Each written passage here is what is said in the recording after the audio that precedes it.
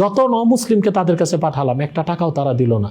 তারা বলে যে প্রজেক্টের বাইরে তারা কিছু খরচ করে না। এটা কোনো কথা হলো? সম্প্রতি আপনার একটি ফুটেজ ভাইরাল হয়েছে, যেখানে দেখা যাচ্ছে আপনি বলেছেন দেশে এমন কিছু লোক বা ফাউন্ডেশন আছে যারা বন্যা বা বিভিন্ন দুর্যোগের জন্য অপেক্ষা করে, যাতে তারা ত্রাণ বিতরণ করতে পারে বা সেখান থেকে নিতে পারে, এরকম কিছু একটা আপনি বলেছেন। তো বিষয়টা নিয়ে বিভিন্ন মহলে আলোচনা সমালোচনা হচ্ছে, আপনি যদি একটু খোলাসা করে বলতেন।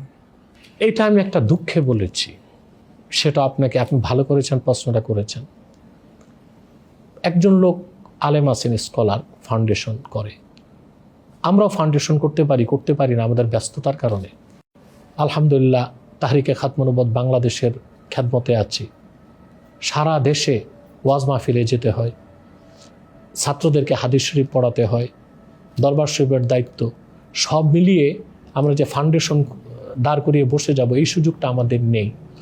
যারা ফাউন্ডেশন করেছে তাদের কিন্তু আপনি মৌলিক কাজগুলো পাবেন না। তারা কোনো মাদ্রাসায় পড়াচ্ছে না, ওয়াজ মাহফিল করতেছে না, কোনো সংগঠনের সাথে নাই।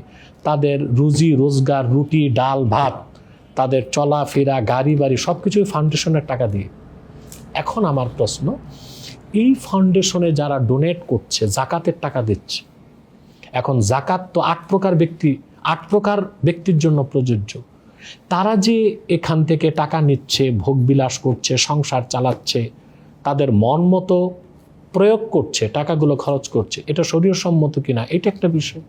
দ্বিতীয় হচ্ছে, আমি অনেক মুসলিমকে তাদের কাছে পাঠিয়েছি, 10টি টাকাও তারা সাহায্য করেনি। এটা আমার সবচেয়ে আঘাত লেগেছে। তারা বলে যে প্রজেক্টের বাইরে তারা কিছু খরচ করে না। এটা কোনো কথা হলো? ইসলামে যেটা মানবিক কাজ হিসেবে দান খয়রাতের কথা বলা হয়েছে, ফাউন্ডেশনের কাজ হচ্ছে যে কোনো দুঃখী মানুষের ট্রিটমেন্ট তারা করে দিবে। এক লোক টাকার অভাবে, তার স্কিন ক্যান্সার, সে লোকটা খ্রিস্টান হয়ে যাবে। খ্রিস্টানরা তাকে প্রলোভন দিল যে সে যদি খ্রিস্টান ধর্ম গ্রহণ করে তার ট্রিটমেন্ট করায় দিবে। লোকটা আমাকে বলল, আমার কলিজার পানি শুকায় গেল। তাকে আমি ডাকলাম, সেই ফাউন্ডেশনের স্কলারের কাছে আমি পাঠালাম, 1টি টাকাও সে দেয়নি। প্রজেক্টের বাইরে সে কিছু দেয় না। পরে আমি যতটুকু পারছি বিভিন্ন ইউটিউবার দিয়ে তাকে যথেষ্ট অর্থনৈতিক সহযোগিতা করেছি এবং সে অপারেশন করিয়েছে। যত মুসলিমকে তাদের কাছে পাঠালাম, একটা টাকাও তারা দিল না। তো তাদের ফাউন্ডেশন কি জন্য?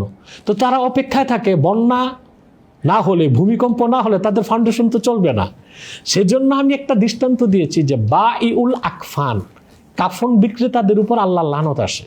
আবুল্লাহ সামারকান্দি রহমতুল্লাহ বলছেন, কারণ কাফন বিক্রেতার কাফন বিক্রি হয় তখন যখন মানুষ মারা যায়। তো সে অপেক্ষায় থাকে মানুষ কখন মরবে, তার কাফন কখন বিক্রি হবে। তো যারা ফাউন্ডেশন নিয়ে বসেছে, আমি দেখি তারা মুসলিমদেরকে দান করে না।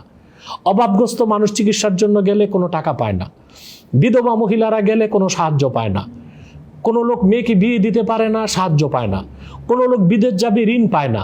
তারা শুধু প্রজেক্টে টাকা দেয়, তারা অপেক্ষা থাকে বন্যার জন্য। সেই দৃষ্টিকোণ থেকে আমি বলেছি, তারা তো অপেক্ষা থেকে বন্যা কবে হবে, এতে আসবে যাবে, নিজেরও সংসার চলবে। এই দৃষ্টিকোণ থেকে আমি কথাটা বলেছি, ক্ষোভ থেকে, দুঃখ থেকে।